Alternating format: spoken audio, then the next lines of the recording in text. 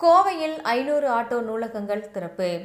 கோவை மாநகரில் 2வது கலைஞர் கருணாநிதி தொழில்நுட்ப கல்லூரியுடன் இணைந்து கோவை மாநகர காவல்துறை சார்பில் 500 ஆட்டோ நூலகங்கள் மாநகர காவல் ஆணையாளர் துவக்கி வைத்தார். மக்கள் புத்தகங்களை படிக்கும் பழக்கத்தினை அதிகரிக்கும் வகையில் ஆட்டோவில் நூலகம் என்ற திட்டம் மாநகர காவல்துறை சார்பில் செயல்படுத்தப்பட்டு வருகிறது. இதன் 2வது நிகழ்வாக 500 ஆட்டோக்களுக்கு நூலகம் அமைக்கும் நிகழ்ச்சி கோவை காவலர் பயிற்சி பள்ளி மைதானத்தில் நடைபெற்றது. இதில் கோவை மாநகர காவல் ஆணையாளர் பாலகிருஷ்ணன் கலந்து கொண்டு ஆட்டோக்களுக்கு புத்தகங்கள் மற்றும் அதை வைக்கும் பெட்டிகளையும் வழங்கினார்.